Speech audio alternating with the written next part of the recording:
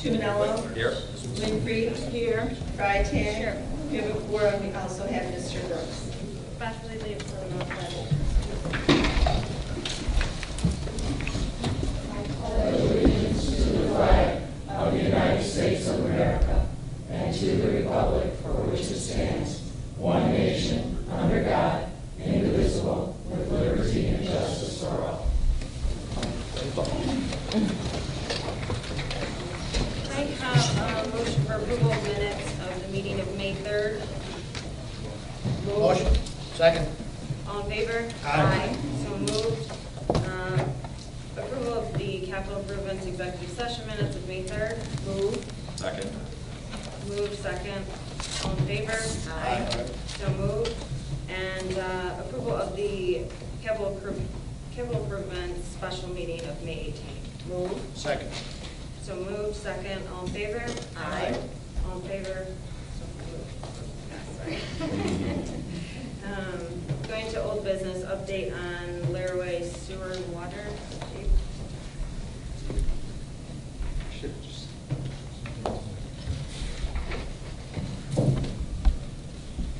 Good morning, everyone.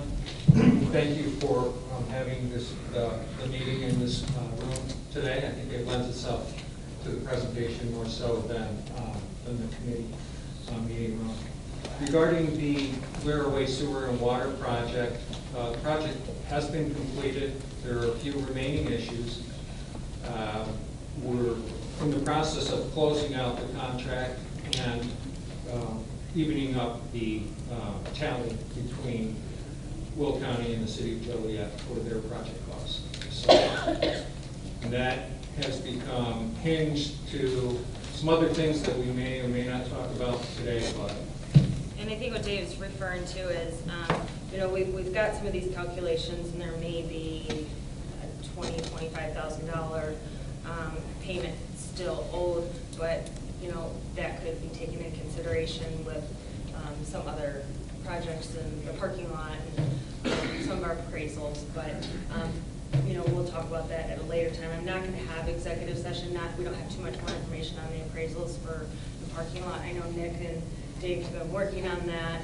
There's not too much update, and I don't want to elongate the meeting anymore by having an executive session, but we can do that the next time. Next, the update on MCO. The fifth floor renovation project, which also includes some work in the basement. Well, the building is on track. There are a few minor issues. Mike Liglerini is in charge of that project on behalf of the county executive. There's a couple snags. He's working through them. He just had a project meeting today. Has to do with some of the mechanical equipment, but we're in pretty good shape to finish as scheduled in early September. Any questions on that? Mike, do you want to? All's good. Okay. What I'd like to hear. Update on the sheriff's facility. We have a presentation. I think we can move over past that. Yeah, very briefly, just to talk and bring up three items that I think are very relevant to the point at which where we are now, and that's that the end users of the building, the sheriff, the ETSB, and the consolidated dispatch folks have all approved the floor plan at the 50% design development milestone. So that is good. It took a lot of work to get there. Our architect and our CM who are here today should be commended for their hard work and patience as we made our way through that. The CM will be producing a 50% estimate based on the milestone that I just mentioned, and that will be out later this week. So I tried to coordinate it where we would have that in conjunction with this presentation. However, just couldn't make that happen, and I didn't want to cancel this for today. So. And then also, we're looking at getting a site development permit soon here. We will have, tomorrow we're meeting with the Will County Land Use Department, and we will be discussing all of the materials that are required to submit for the site development permit, which will be the first step of building this project. And that is still on track to start this fall, late summer. Any questions?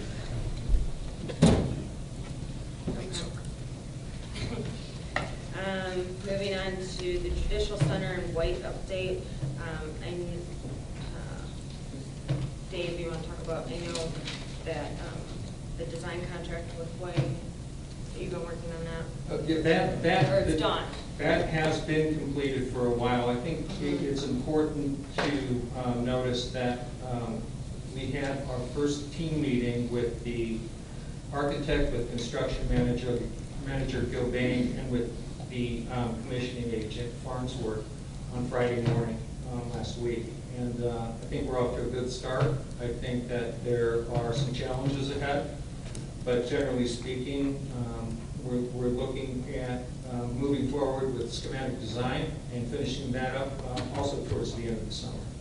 And Jason Dwyer is here along with Doug Lim and Aaron Quick, representing the project delivery team for the courthouse. So if there are any questions, we can certainly bring them up for more detailed discussion.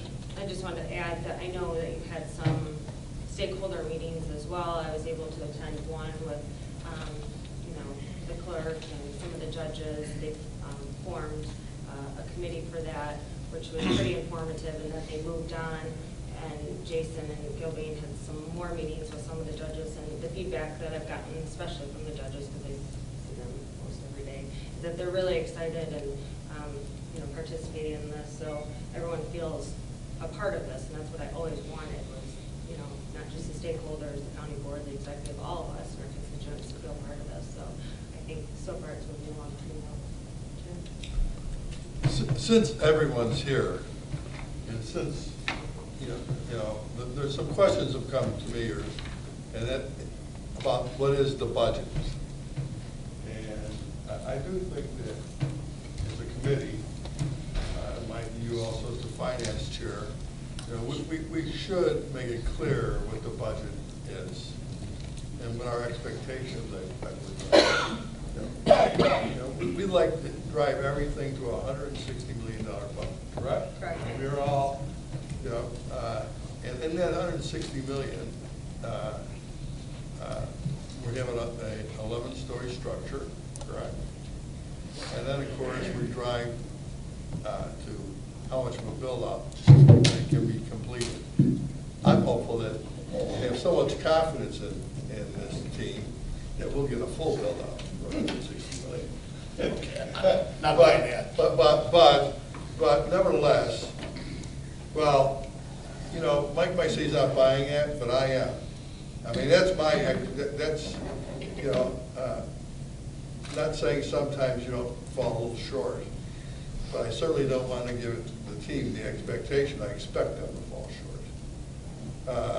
I expect them to deliver and let us know what we may have to do to get to that budget, including maybe maybe it's not all 100% built out, but we get to the point. So I just want to make it. Yeah, I'm with you now. Yeah, thank you. So I just want to make that clear. I don't know if we need to make a motion to that effect, or because there seems to be some confusion. Would you agree, David? Even sometimes yourself was a little, wasn't quite certain what we meant. I think that we're all on the same page now. I think that prior to Friday, there were varying definitions of total project costs, construction costs, what comprises total project costs, and so forth and so on. I think that currently we're with the understanding and like-minded with respect to the $160 million total project cost budget. Great. Thank you.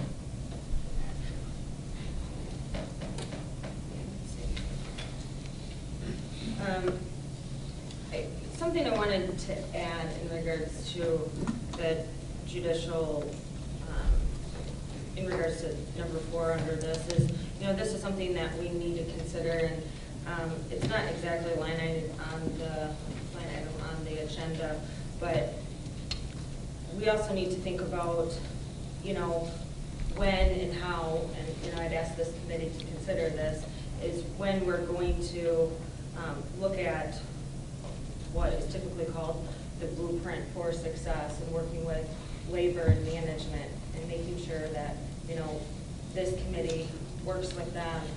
And, you know, because, you know, it's not just, you know, the sheriff's facility, the bid projects, and, you know, the courthouse, and how those bid projects are coming out. And we just want to ensure our labor and, you know, that, you know, we're not going to interfere with, you know, work stoppages, that we're going to honor these labor agreements. So, you know, if anyone wants to add into that. Well, let me say that even though it wasn't the county doing the county board, all our projects used to go through the Public Building Commission. And I can tell you the county board always directed the Public Building Commission to do the business labor agreements, not only for the judicial, this is for all our projects, but also pertain to the sheriff's facility. And basically what it is that we honor any labor agreements that they have, and they don't do any work stoppages. I think it's and that's why they call it kind of blueprint for success, even though it's called actually something else. But they used to kind of name it the blueprint for success. So I think we should move forward like we have historically have done in the past, even though we may have not kind of been the signator of it, but it was the Public Building Commission under our direction doing it. So, under the county board's direction. So, I think you should move forward.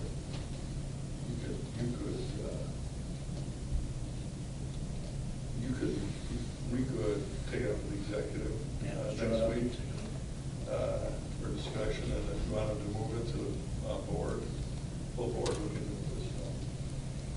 I'd like to add it. I wouldn't need it. Move. Second. All in favor? Aye. So moved. Okay, that's rolling into number 5, Public Building Commission. I don't know what the discussion should I be. think we had it on there from last month. Yes, it's just. The only thing I would mention about the Public Building Commission, I believe I mentioned this at the last executive committee meeting. You know, the Public Building Commission does hold property, basically on behalf of the county. And we may want to take a look at that, to have that property transferred over.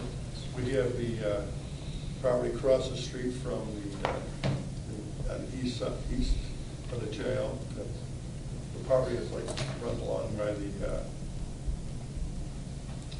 the RTA garage there. You know, even though it's parking, but it is for the sheriff's, for the jail. It is owned by the Public Building Commission, so you might want to talk about bringing some of those properties over. The sheriff's substation is another one that the Public Building Commission holds title to, and I believe they hold title also to the property around the nursing home. That's why they stay involved. They hold title to all those properties. I don't know what would be involved. You'd have to talk with the state's attorney's office. But you may want to talk about, Nick, you may want to. Is the courthouse also sold to BBC? I don't believe the courthouse is, but you have to check. I I don't think they hold title to their property, but I would check. For some reason, I want to say the courthouse went back to UB. I will check. I don't. But previously it had, but maybe. And I anticipate a very, very small role, maybe after about a year or so. You know, the Public Building Commission may be more dormant unless there's a project that is sent over there. In the meantime, I think we need to look at the properties that they hold title to. The reason. And the reason they held title was because there was bonds. But Right. those bonds are all. When the bonds were expired, I think that for the rest of the board members, I think that they held them when the bonds were out there, but once they were completed, the property should have come to the county property, right? So any outstanding bonds will have to, or I mean, will be paid off, but I don't think we have any. Well, I mean, and- for buildings.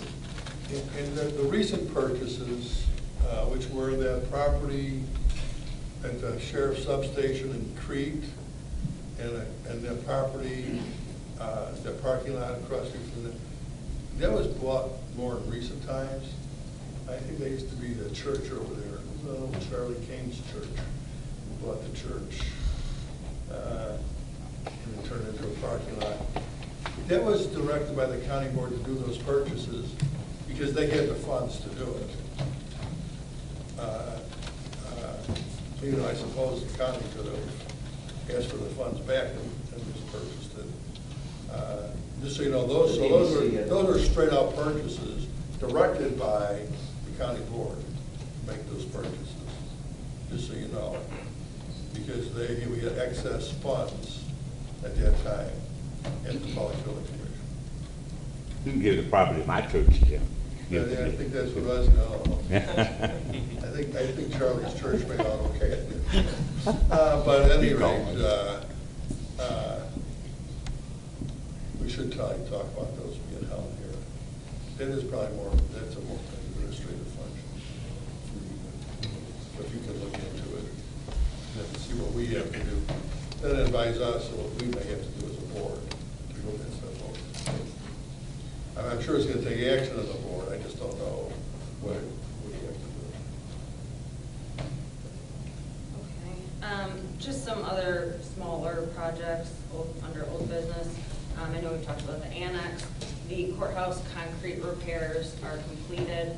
Like I said, last committee meeting, I was pretty happy with how that worked out with the security and how everyone at the courthouse made that work and changed the entrances, and it looks wonderful.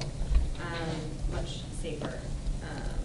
The Eagle building demolition, that is on schedule. Just yesterday, I was going to court, and the building is pretty much all down at this point, but I mean, it's on schedule. So, and again, that has been done in a pretty safe and orderly manner. That hasn't really disrupted traffic or court, so happy about that. And then moving on to public parking at or near the courthouse. As I was saying before, I know Nick and Dave, and I talked to you earlier, that you've had continued conversations with our appraisers and with the city of Joliet. There's just not too much to update at this point. If anything, we'd want to go on executive because this would be considered negotiations possibly with them, but there's nothing at this time to go on executive. Is there anything else you want to talk about on that? No, I mean, but by the next meeting, I think we will have a feedback from the city, and we can report to you where we're at and what the next steps are. Okay. Thank you. New business. Oh, sorry. Yeah, I just want to mention, I just want to mention, since we're talking about all these projects, I mentioned this at executive the other day, the buildingwillcounty.com site is up, so it should be the depository for all the information pertinent to all of these projects, and also a place for constituents to go to ask questions of any of these projects, and then the questions can be disseminated to whoever is appropriate person to answer, or design firm, or somebody from the county, or whatever, so that all board members can look on there if the answer was already answered, if somebody asked in the street, or if there's a place to go that they want to ask about birds and windows, or whatever it might be. At least we have one site. So I think it's good if everybody just kind of checks that on a weekly basis to see what more things we've had added as they come up. Thanks. Thank you. All right, going into new business, on to the presentation by DLR.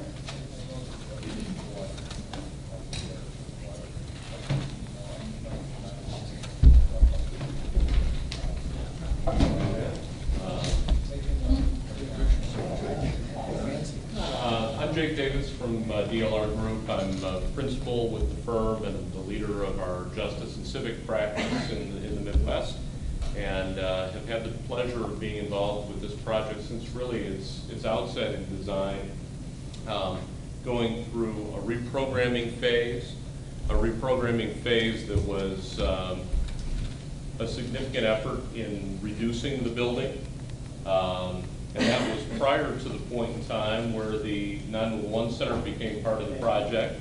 Is that on? It was not. Yeah, I think so. I usually don't need a microphone, but in any event, we're working toward a design development. We've just released 50% design development phase. And I also want to introduce my partner in this and project manager, Kevin Curran. And Kevin and I are going to give a little bit of an overview and a little bit of a presentation for where the project is right now. But taking a look back, we included in the program for this project not only a sheriff's headquarters facility, but a consolidated 911 center and offices for the ETSB, the telephone board. And this all happened really while we were in schematic design for the project. So a lot of things have changed, a lot of things have molded together, the budget's been adjusted, and we're in the process, as we mentioned, our partners at Leopardo are putting together a budget update. Moving toward the end of design development, they'll be releasing the GMP, or the guaranteed maximum price, and we'll also be releasing what is really a first bid package, which will be the site work, civil work, and foundations and structure, and that's going to be coming out really in the next month. So with that, if we can jump into the plans, which we have actually over here on the boards. We have the site plan as well as up on both screens. Just to give a little bit of an orientation. Yeah, could you get the lights, Mike? Sort of glare off.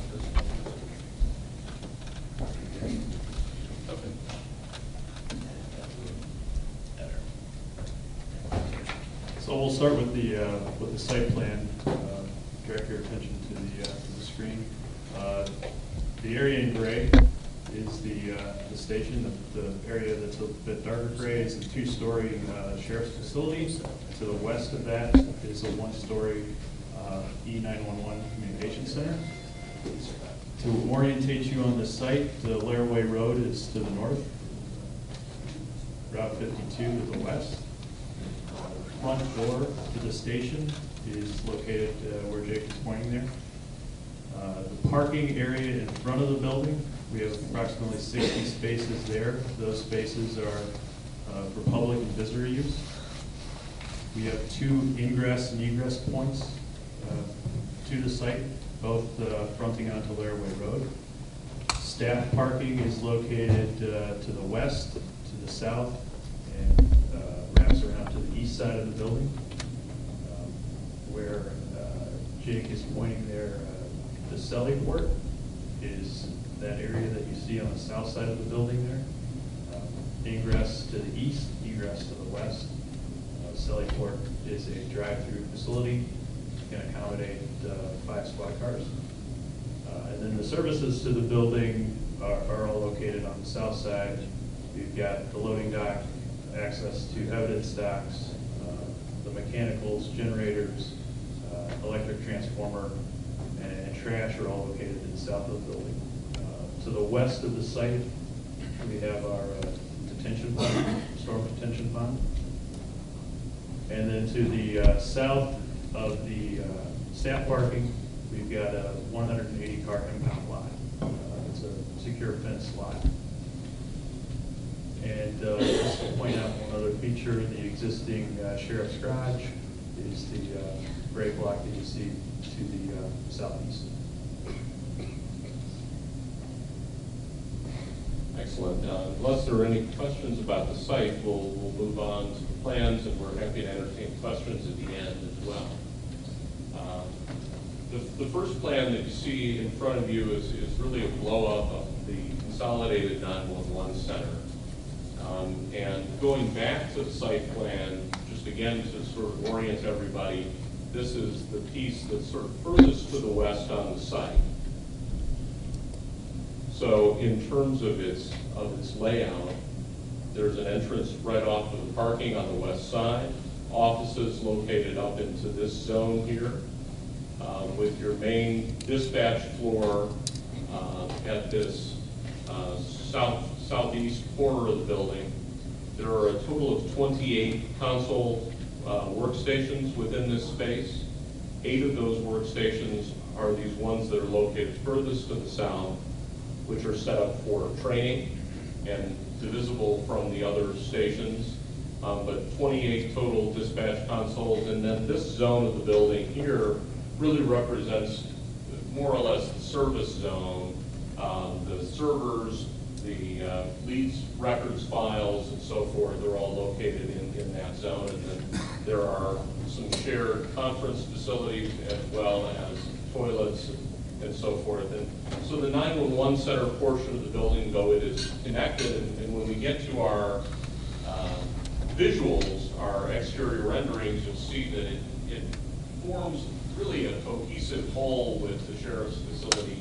It is very much its own building. Moving along to the main sheriff's facility,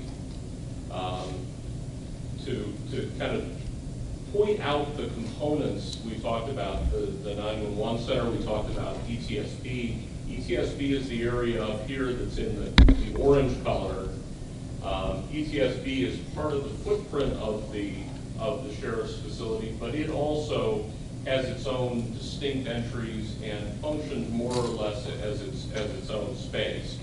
So just to give a general overview of the sheriff's facility, you have the entrance Kevin pointed out here, the main entry, and kind of the gateway to the site is located on the north, adjacent to the public parking. Moving clockwise around the building from the lobby, you have the records section, which is accessed off of a window from the lobby. You have your traffic and patrol areas that are in blue, that are located along the north and east sides. Here, you have your arrestee area or holding area that is located off of the Sally Port. Kevin pointed out that the Sally Port has this ingress from the east coming in and then out to the west. That feeds into the arrestee area here. You have this purple area, pretty large area that is dedicated to evidence. The files that are located here, this depiction is the high-density storage that will be part of the evidence area. And I think one key factor that we want to point out is that there's about 40% growth built into the carriages that will be part of this evidence area, as well as a large area over here for larger items that don't fit necessarily within high-density storage. Those are really critical issues to allowing the department to grow, because we know that evidence and the ever-changing evidentiary retention laws have a big impact on space. There's also an evidence garage that's located here, and that has room to bring large vehicles into that space, and it is adjacent and connected to the evidence space. There is also a crime lab that's part of this, as well as offices and intake areas, excuse me, intake areas for evidence.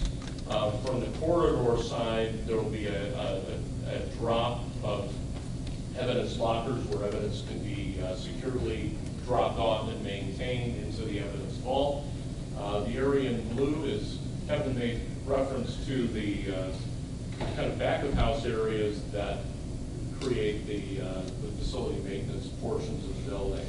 So that's the majority of the first floor. And just to orient a little bit, there are stairs at the east end. There's a stair at the west end. There is a main kind of communicating stair that's in the lobby that is located here.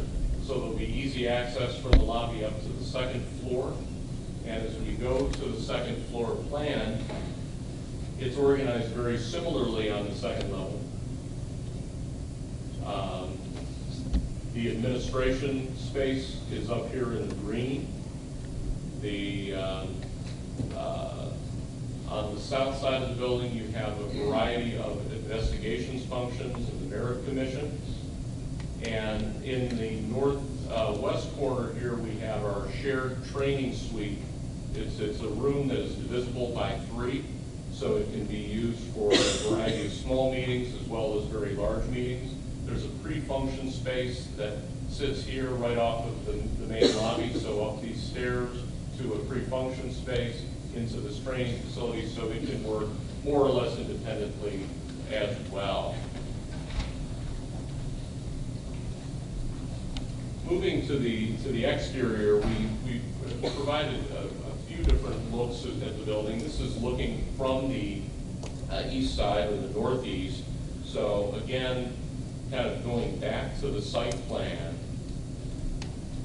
this view is taken from looking over here, looking at the corner of the building. So the main entry over here, the staff entry off of parking located here. And so if we go back to this view, that's really what we're seeing here. This is the main entry with the flagpole located along the north side. This is the staff entry located off of the east side.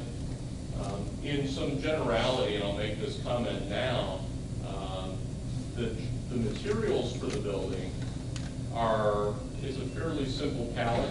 We tried to keep, and maybe even taking a step back, going to the early stages of the project, we wanted to try to keep this envelope as efficient as possible. That's why the functions are stacked, by and large, one on top of the other. So all of the sheriff's components are a 2-story facility. The 911 center is a 1-story facility, and we'll see how they integrate a little bit. But in terms of materials, we have a brick base that wraps around the building and wraps up the stair tower as well as the main entry. And we'll see the main entry a little bit better in the next view. There are ribbons of glass, so lots of exposure to natural daylight into this facility, something very different than what the sheriff is dealing with today, for sure. This material that's on the bands here, or the spandrel areas, is a type of material that's a concrete resin material. It's a rain screen type of material that allows water to come off behind it, and it is both attractive and efficient. And so then looking at the main entry here, this is looking from the public parking area toward the facility. You have this lobby form that comes up, easily identifiable, but also kind of restrained in notion. You have your main entry here with a brick element that wraps around through that. Again, the fiber cement panels, as well as the glass. The 911 center and ETSP offices. ETSP is actually located in this zone of the building, and then the 911 center is just a little bit further over this way. We'll see it in the next shot. There also are some penthouse areas that contain rooftop units that serve the facility that are screened, and so that's part of what you're seeing here. Going to the last shot, we're happy to go back to any of the views that we talked about. But this shows looking from the northwest, looking at the 911 center that's located here. So the 911 center has this slightly up-sloping roof that helps to continue the form from the 2-story facility, but also provides a little bit higher deck for the communications area within the 911 center. The same palette of materials with the brick, and then this is kind of a metal soffit, for lack of a better term, ACM material that wraps around the edges of the soffit. Looking back toward the sheriff's facility, you see the lobby. The lobby has a little clear story light that comes out. The brick wall that comes out here actually wraps into the lobby and will form backside of the stair for a little bit of an architectural look for the facility. But I think the one thing we're very pleased about is that the buildings have harmonized as a whole. I think will provide the county with a very attractive facility at this very visible location, but also from a functional perspective, a lot of care has been made to locate functions in a way that provides almost better flow for the sheriff's office, but also provide them with a level of security and a level of connectedness with the ETSB and 911 center. So with that, I think Is this interest, am I seeing a separate interest for the 911, or they use the main entrance? they have a separate entrance That's separate. that's located right here. Okay. Okay. And also, that front, that faces north, Gladway Road, that main entrance? Correct. That The okay. main entrance faces north. This entrance for 911 faces west. Okay, okay, thank you. It should be noted that that is the public entrance to 911, not the Oh. employee entrance. Okay. The employee entrance to 911 will be on the south side of the building. If Oh, we- okay. If we go back to this plan, the employee entrance is actually located down here. Down to that, okay. We didn't include a rendering view of the south side of the facility, but the 911 center can be entered right down here, and there's parking along this side in order to come into, that's dedicated to the 911. Okay.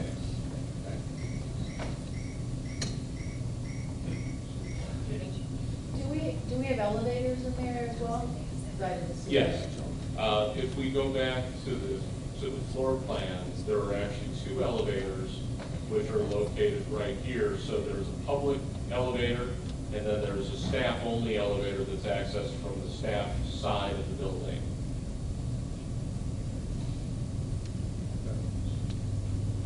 And then if we go to the second level, you see the elevators here and here. Again, this being the staff elevator, it connects, it opens into this staff corridor, gray corridor that's located here.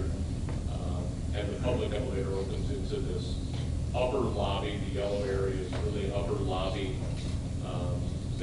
This roof form that you see in the renderings actually covers this entire area here so that there'll be daylight into that lobby space. You know offhand what the height of the exterior wall is underneath the fence?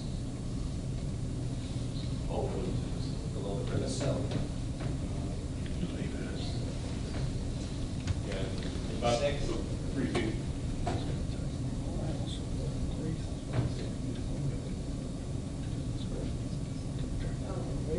Point out, you guys ran through the floor plan, but that top left, you said a shared space, that, just so board members understand, that's ETSB, which is downstairs, will utilize that for their meetings and things like that, which we expect there is some grumbling, but this is the benefits of the consolidation, is that space won't stand empty, it's going to be shared and used hopefully more often than not. So, but rather than giving them additional space downstairs, we're sharing that, so that's an important part of the consolidation.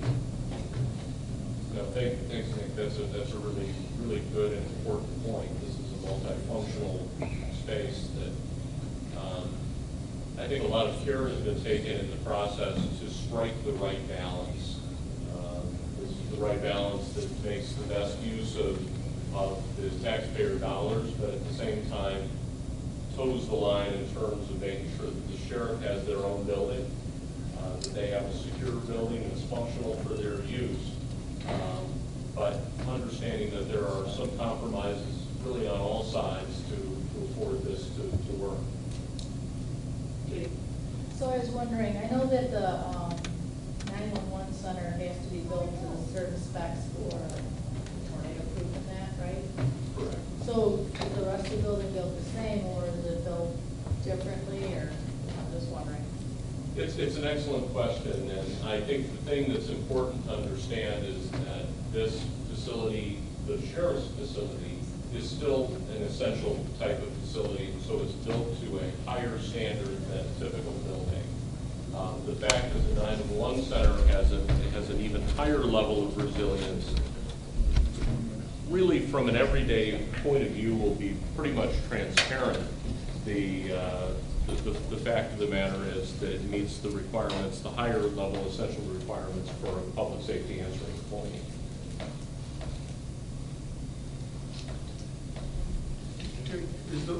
On the mechanical side, Yes.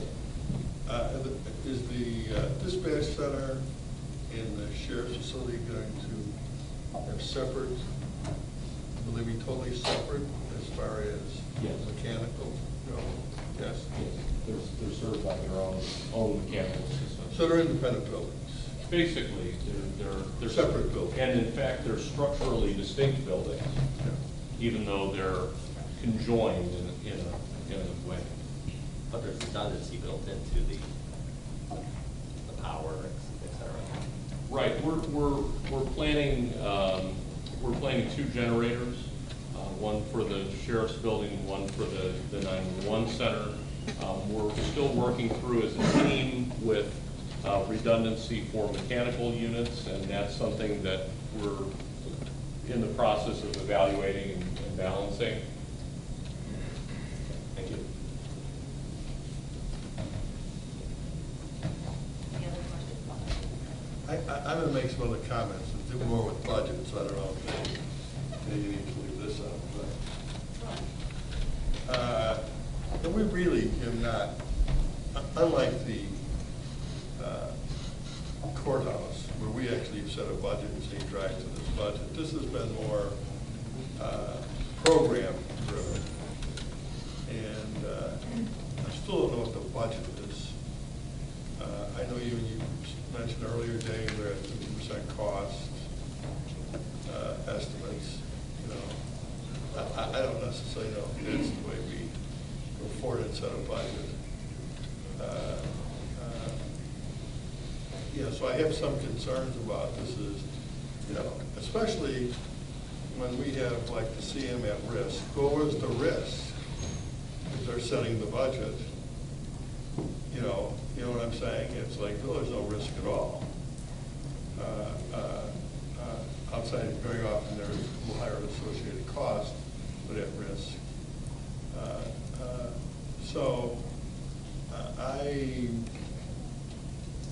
I'm a little concerned about, are we just going to have them throw a budget to us and say, okay? Or are we going to say, all right, well, that's too high, and then we're going to have to go back and start re-looking at the programming? You know, we've talked about all different types of numbers. Things have been increased, things have been decreased. You know, the square footage overall was reduced. But again, we still have not really talked about where we think we want to be with this budget. I say numbers have gone anywhere, and I know this is not the case anymore. You know, we've talked anywhere from $15 to $30 million.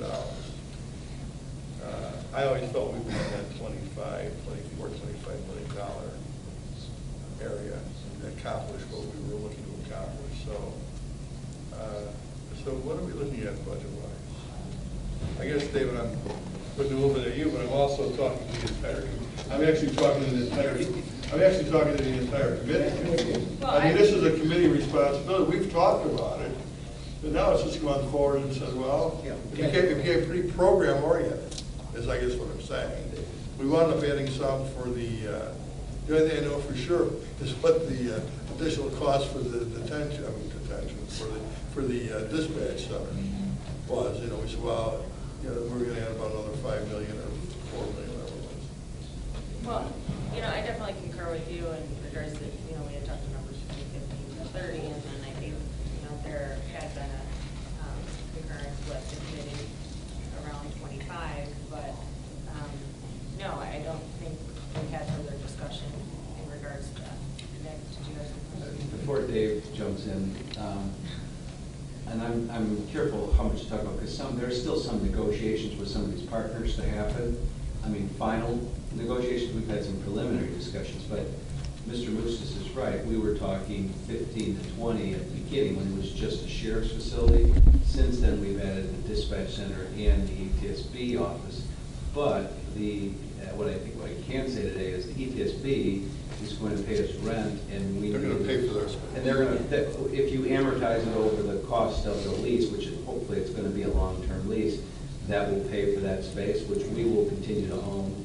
And the dispatch center, getting to that 50% design was a struggle, and while a lot of different entities coming together is a struggle, and I'm surprised it's gone as smoothly as it has thus far. They've made a recommendation on a director this week after finalized, but that will, their full group has to vote on it, but that's a key milestone too. But I think to Mr. Bruce's point, I think that at least who's going to pay for it will be determined as we go forward now with both the ETSB lease being negotiated and dispatch, us having a formal document that approves not only the cost payment going on for the maintenance, which we've always said is the maintenance, the operational cost, but also is there any capital costs included in that overall lease, if you will? So I think what I'm driving to though is, not to pick on Mike, maybe Mike should introduce himself, they're be a part of. I don't know. We'll wait to see where you're going with this. Well, I'll tell you where I'm going. When you're a CM at risk, you're guaranteeing the price. At some point, you have to say, here's our guaranteed price. I mean, do we get a real price, or are we just get an inflated price so you're safe? I mean, and I don't expect you to answer that. I'm just telling you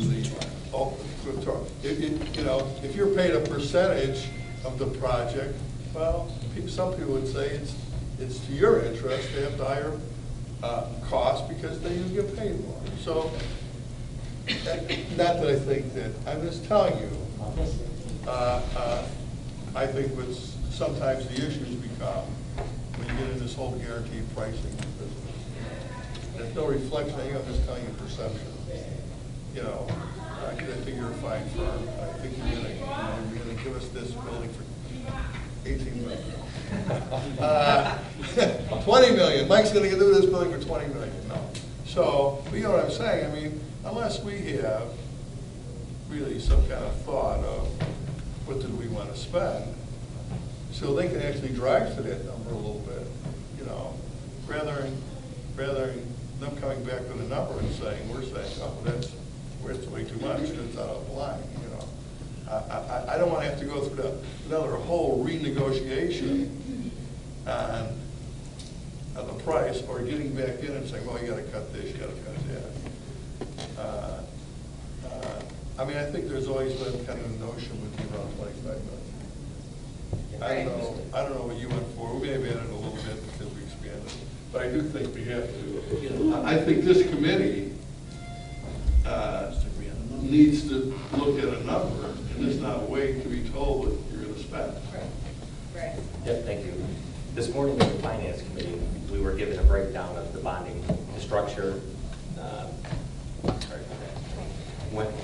Just the staging of the bonds. We discussed that at length. And in this morning's packet, there was a full breakdown of not only the construction cost, the design cost, but the construction manager cost were actually broken down and totaled up. I'm just curious, I just find it interesting. We're sitting here, we don't know what the costs are, but yet this morning we were given costs. So I was under the assumption that you guys had already worked that out. They had worked it out, and these were the costs of the building. Is this the wrong assumption? Can I respond to that? Yeah. We're working toward a guaranteed maximum price for this project of $29 million. As I mentioned earlier, the 50% DD estimate is due out this week from the construction manager. At the 100% DD level, the construction manager will produce a guaranteed maximum price, and then that will signal basically the start of construction, and barring any changes initiated by the owner and in certain cases unforeseen conditions and so forth and so on, with certain exclusions, they have to stick with that guaranteed maximum price. Now, when we reach the 50% threshold, if we're beyond that $29 million figure at 50%, well, then it's back to the drawing board to get this project back into line. And yes, there are some contingencies that are being carried in currently with the level of design that we're at. There are also some allowances for security equipment and some other things that haven't been precisely defined yet. But those will be as we complete the design and move forward to the 100%. So your 29 million that you're looking to get to, that is just the construction, or does that include the design and the construction manager fees roll up as well? Partially. It doesn't include the design fees, but it does include the construction manager's fees. So it would be construction and construction manager. That's correct. And it's also worth mentioning that it does not include the FF&E requirements. Yes. See, where did we get that number? I mean, That's where I'm curious, because it was 31. so you're saying our all-in is about 31 million? 31,641. But I think when we had originally, some discussion prior, there was a 31 number that was thrown out there, and I think this committee had expressed that we wanted that down, that the whole number be brought down to the 29, not over that. I mean, I'd like to see it even under that, but I think where the 29 number came, that was all inclusive. Because we're not driving to a budget or a number here, we're driving to a program. And whether the program is going to dictate the cost, I'm not so sure, and maybe we should have had a further discussion on budget. And I never thought we'd go over 25 million.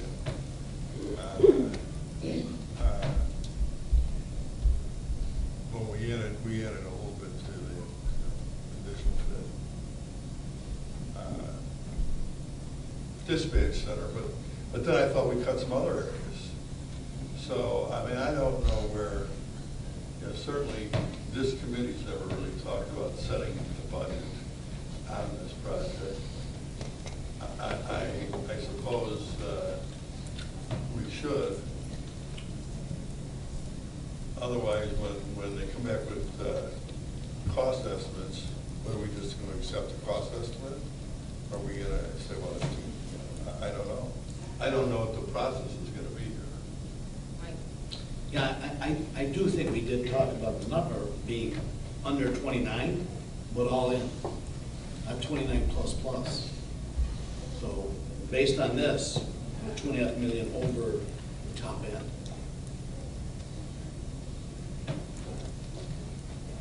If I understand you correctly, what we're looking at right now, the budget is 31 all in, and then that's grossed out, and then it would be netted out by the ETSB lease payments and what else, the 911? We reduce 911's not that. gonna be So anywhere, then, right? so netted out, then those would be taken off, so over time, those would reduce the overall cost, is that correct? Yeah, but Denise, I don't believe that the dispatch center is not paying any rent, only ESDB.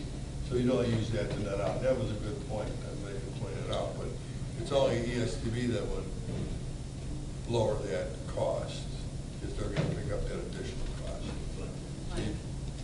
Yeah, but number one, I don't think we can look at the build number and then worry about the lease number. I mean, we talked about that lease number would take care of about $2 million worth of bonding over the 30 years.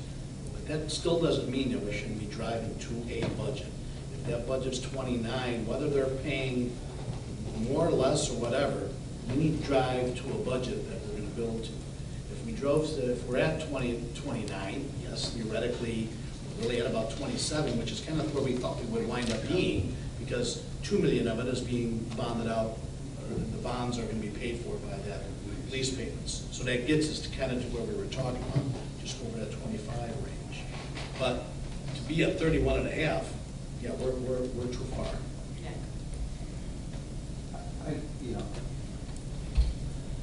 When we started, I mean, it would have been helpful to have a harder number from the start, because we have been holding people up. And and Dave and the consultants have been reducing continuously and fighting to reduce and economize and whatever. And that's why I brought up about the shared space, because that was a battle, because there's the integrity of the sheriff's facility along with the public areas that are used, some by sheriff's customers and some by ETSB or dispatch customers.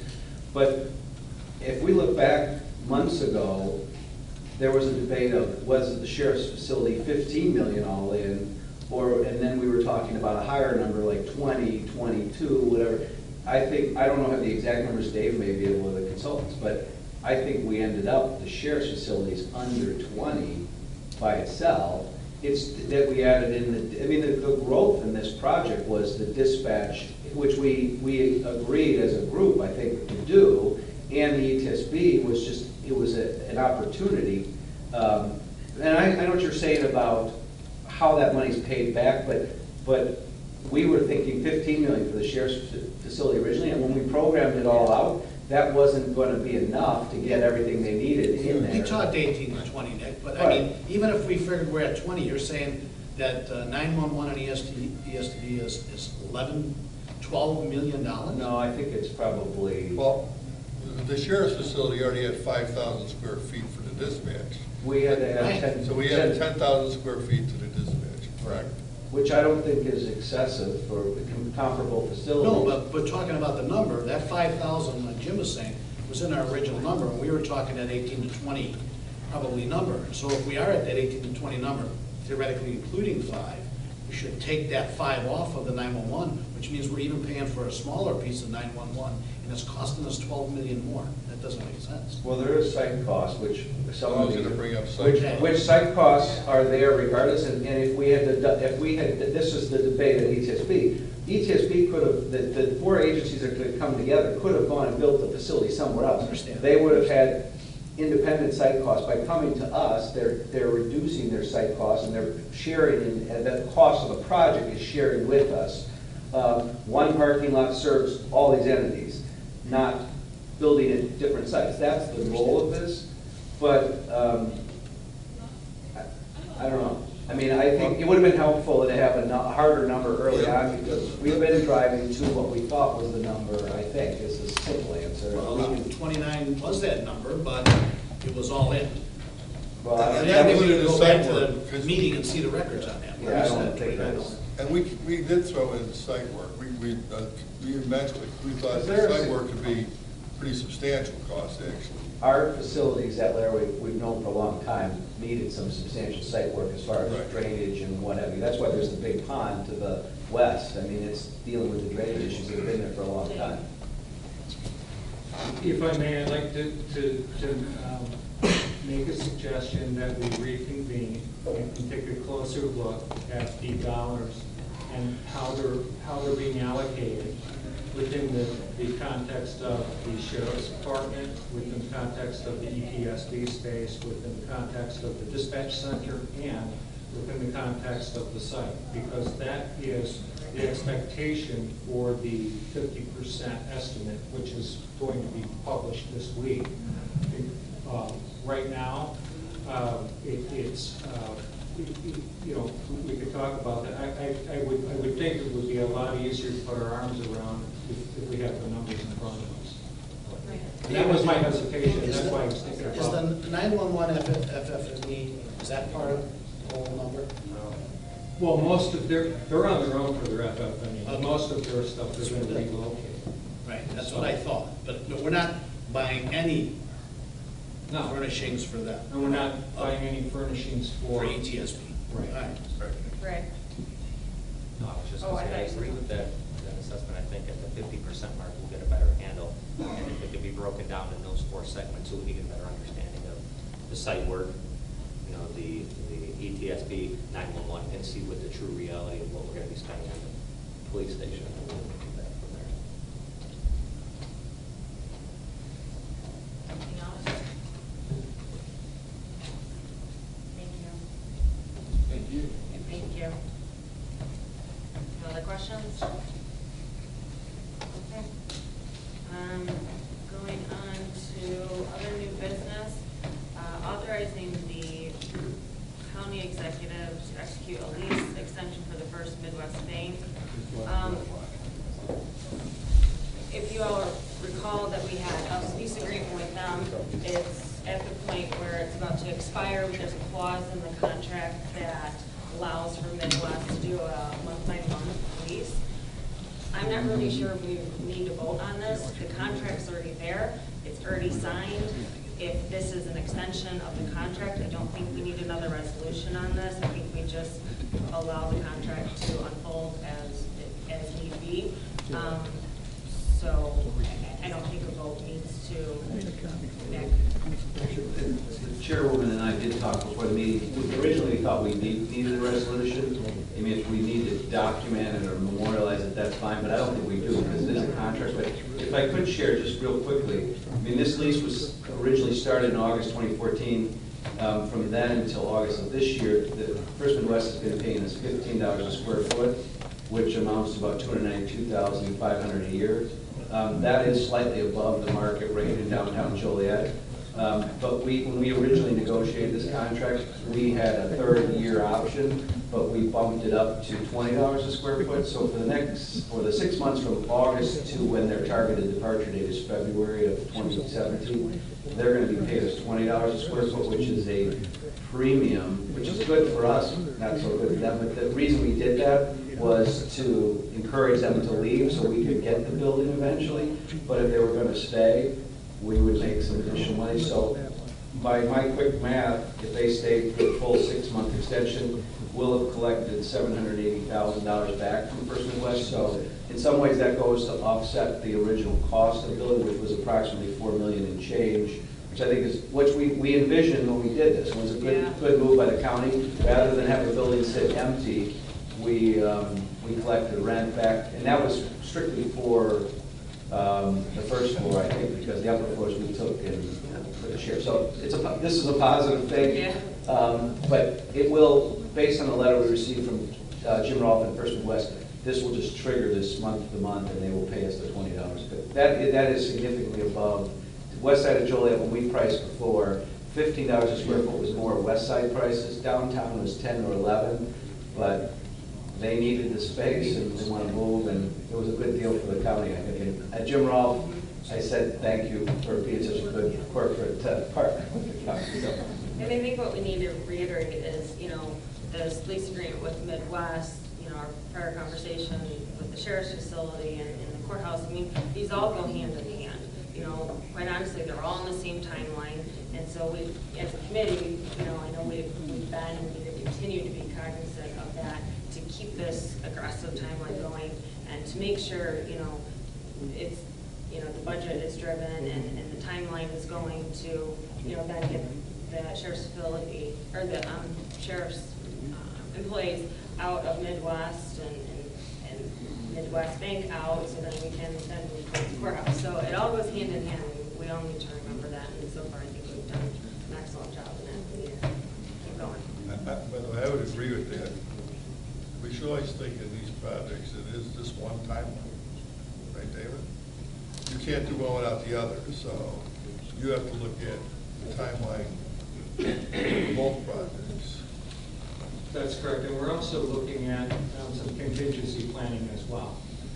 Let's say that things go according to plan, which they will, and we will start construction on the sheriff's facility this late summer, early fall. And let's just say, for example, that we have a horrendous winter, okay, and that puts us behind schedule for the completion of the sheriff's facility.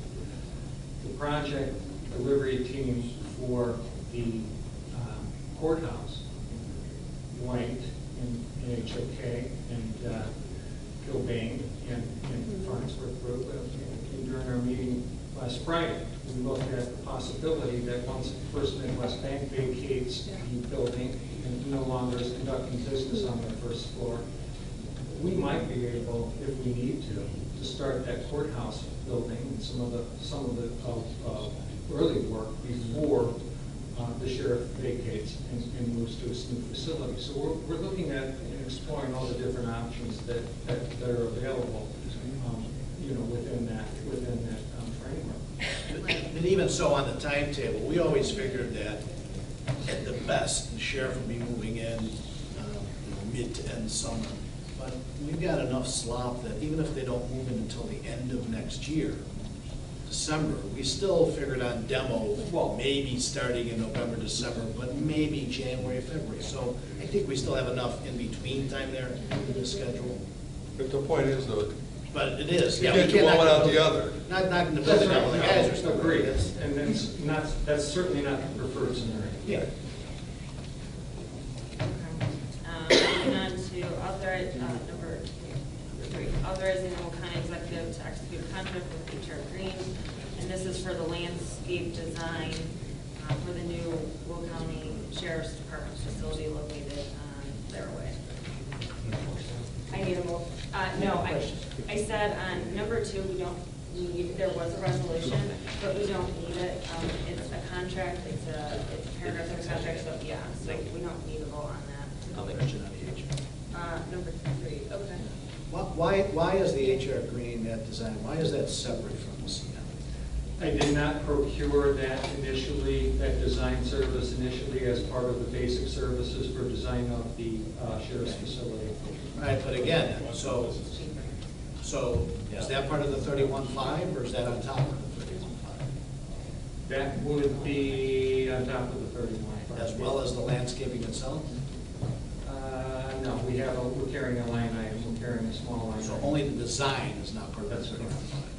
31.5? Okay, we already, you're just going to negotiate, you haven't No, negotiated this contract yet? no, we're through with the negotiations. We agreed to What's that? So that's $18,000. Oh, Yeah. Yeah, a lot of times in these situations, when you're doing the landscaping, you can save quite a bit of money by not going through the design firm, by just line iteming out, so I agree completely with this. And there were a lot of unknowns much earlier in the process. make a motion to approve? Second? So, or, all in favor? Aye. So moved.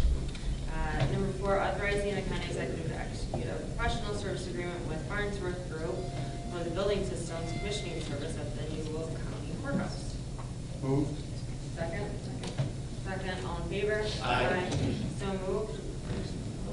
5, authorizing county executive to execute a professional service agreement with Gilbane Building Company for construction management services required for the new Will County Courthouse. Second? Second? All in favor? Aye. So moved. Is there any, Dave? Madam Chair and members of the committee, I do have a caveat to add with respect to this agenda item. And unfortunately, the negotiations for the all phases, all project phases, meaning pre-construction, construction, and post-construction phases as they relate to the construction management from Gilbane. We're not quite there yet. I would ask that I would ask for your commitment. We are there, however, with respect to the pre-construction phase services. And we're going to try to wrap up all of the negotiations in very short order. Mr. Lim, principal representing Gilbane Company, is here. And we talked about getting this done as soon as possible, and I think that we're really close. It's just that I wanted to make sure this committee was aware that we're not going quite there. Yeah, so can we use this, we just approved this, but can we use this if in case we're not all there, we're at least approving the pre-construction for the next county meeting, because we'll keep that going. Thank you. Yep. Makes sense. Is there any other new business? Any other committee members have anything? Any public comment? Public comment? Anyone have a comment? No report, no executive session, motion to adjourn. Moved. Second. All in favor? Aye.